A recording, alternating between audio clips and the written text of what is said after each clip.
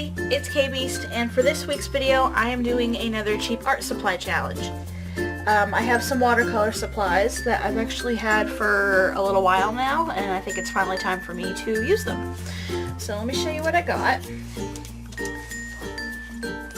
All of these things I got at a store called Ocean State Job Lot, and for those of you who don't live in the New England area, Ocean State Job Lot is a discount chain that specializes in closeout and overstock merchandise, and it's in Connecticut, New Hampshire, Massachusetts, and Rhode Island. So there's one in my town, and they have a lot of fun stuff in there, and it's really, really cheap, and I found some art supplies. So the first thing I got was a set of watercolor paints, and as you can see I kept the little sticker. It was $5 for 18 tubes, and it's by Phoenix brand, I guess. It's spelled OU here, so it's either a British or Canadian brand because we don't spell color with a U in the US, but it actually looks really nice. So here are all the paints, and there's a little chart, and they even tell you how to mix it and stuff, which is really cool. Oh no, Phoenix Arts Group, China. Okay, but it has white, lemon yellow, gamboge yellow, orange yellow, crimson, vermilion, rose, violet, ultramarine blue, Prussian blue, cerulean blue, green light, sap green, green deep, yellow ochre, burnt sienna, burnt umber, and black. So I'm pretty excited to try these out, because I mean they look pretty nice, but for $5 it's kind of hard to say, but this is a discount price, so I don't really know how much these go for usually, but it was a pretty nice find at the store. And to go with, I also got a small little set of watercolor brushes. These were $3, and I just got a pack of 4 round brushes. This is by Princeton Art and Brush Company, and yeah, so I just got a set of 4 round brushes. And I also found watercolor paper. So this was $2.50, and it just says watercolor pad. It's by Marseilles Studios. It's 140 pound watercolor paper, 9x12, cold press, pretty standard, but you know, I was pretty pleased with the stuff that Ocean State Job Lot had. So I'm going to open these up and swatch the paints, and then do an illustration.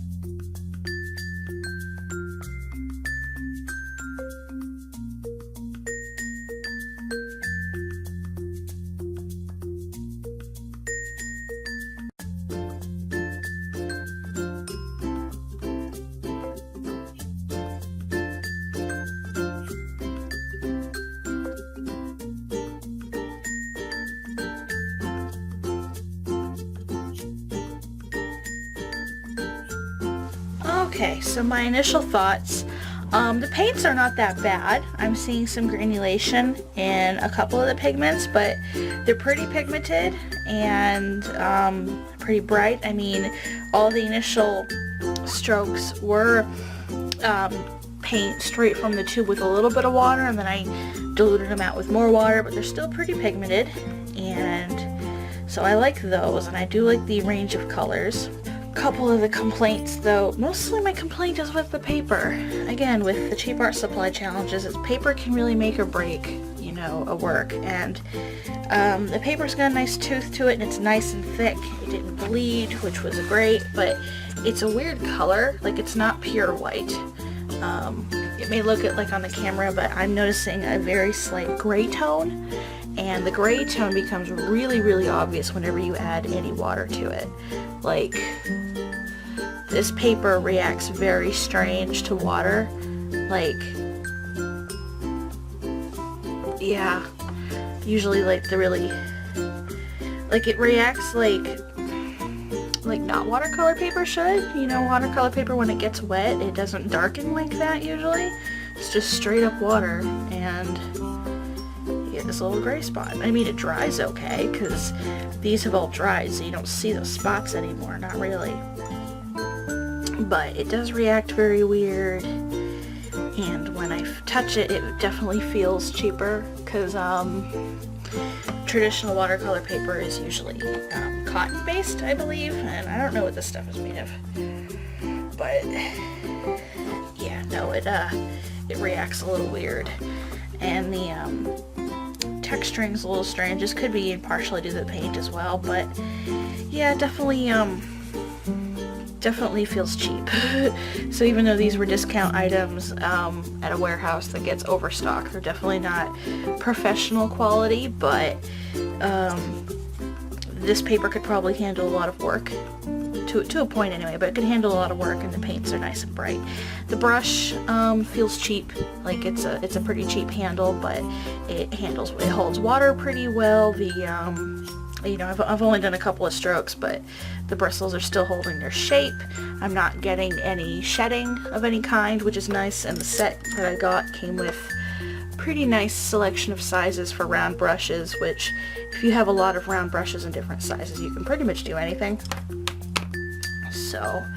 So far, so good. It also doesn't feel like this thing's about to fall off, which a couple of the other cheap art supply challenges, I've noticed this feels loose after getting wet, so right now it feels pretty good. So, yeah, I didn't have any cheap palettes lying around. This is an old one that I used for school, but I do know this didn't cost me more than $5 when I bought it, so it's just what I had lying around. So, I'm going to tear off this sheet. Also, it's perforated. I love it when the ring binding ones have perforation. It makes my life so much easier. I'm going to take the swatch off and then make an actual illustration. Okay, so for the actual illustration itself, I decided to draw a fun little 80s girl. In the past month or so, I want to say, I've seen a couple other people on YouTube doing illustrations that were inspired by the 80s. And then I think it was about a week and a half ago that I rewatched Bill and Ted's Excellent Adventure, which is like super 80s, and it's also really fun, so if you haven't seen it, you should. So it was in my head, so I looked up some reference, and I drew a fun little 80s girl. So, a quick little note, I did draw the initial sketch onto the piece of paper and then transfer this. I didn't want to erase on this paper because I wasn't sure if it would destroy it, so and I used a Prismacolor col-erase to do the actual sketch, but those pencils are like $2 individually anyway, so it's still kind of a cheap supply. But yeah, and then I went on to the actual painting. So, I know I probably am going to sound like a broken record with these cheap art supply challenges, but it was the paper that killed me. Again, I have no luck with paper. I don't know what it is. Maybe I'm just picky or something. I don't know. I don't even use like really high quality paper anyway. I use the Canson watercolor paper, and that stuff's pretty cheap as far as like watercolor paper goes. So, I don't know. This paper killed me. It didn't take layering very well, and the paint didn't spread on it very well.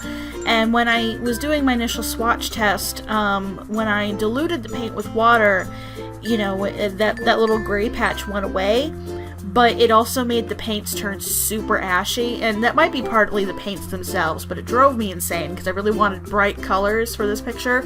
So what I wound up doing is I wound up using the paint almost straight from the tube. And it's really not meant for that. It was very streaky when I tried to paint it like that, so I had to do layers, especially on the leg warmers. That green did not want to spread. It was so annoying. So I had to do some pretty thick layers and use the paint not exactly as it was intended, because this paper did not like watering it down. It wouldn't spread. It was weird. So, you know, and that wasn't great. So, but the colors of the paints themselves are pretty nice. I just don't think the paper really liked them all that much.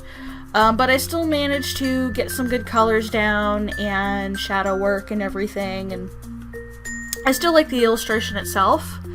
Just the actual process of painting on the paper was frustrating. Yeah, anyway. But the brushes were pretty good. The smallest brush ultimately wasn't small enough for some of the small detail I wanted to do. I used the thinnest brush they had to try to make her mouth and I couldn't control it as much as I wanted. I think the bristles were too soft, or it just wasn't small enough for me. And that was kind of a bummer, because I was going to use that and the black paint for the line art, but that didn't work. So I pulled out a ballpoint pen, because that's still a cheap supply, and I did her line art with that. And that actually worked out really, really well. I was surprised, because I've used ballpoint pen over paint before in other challenges or whatever, and the pen usually doesn't lay down too well on the paint, or it scrapes it off instead of actually drawing. But the pen went on this paint and this paper very well. Like, I had no problems whatsoever. I was able to do line widths and stuff, and that was a surprise. That was a nice little surprise. And after actually finishing the line art with the pen, it really kind of brought the whole piece together, and it cleaned it up, and it looked way better. I even did some light hatching in places to get some shadows and areas that the paint wouldn't lay. So yeah, that pen really saved this piece. So that was a pleasant surprise. I was pretty pleased with that. But anyway, I think that does it for this weekend's video. Let me know what you guys think in the comments below, and let me know if there's any other places to get cheap supplies that I may not have tried yet, because I wouldn't mind looking around some more. Some places may not exist where I live in Massachusetts, but if I can find a place like that, if I can find somewhere new to get some stuff, I'll check it out. So anyway, I guess that does it for this weekend's video. Thank you guys so much for watching, and I'll see you in the next video. Toodles!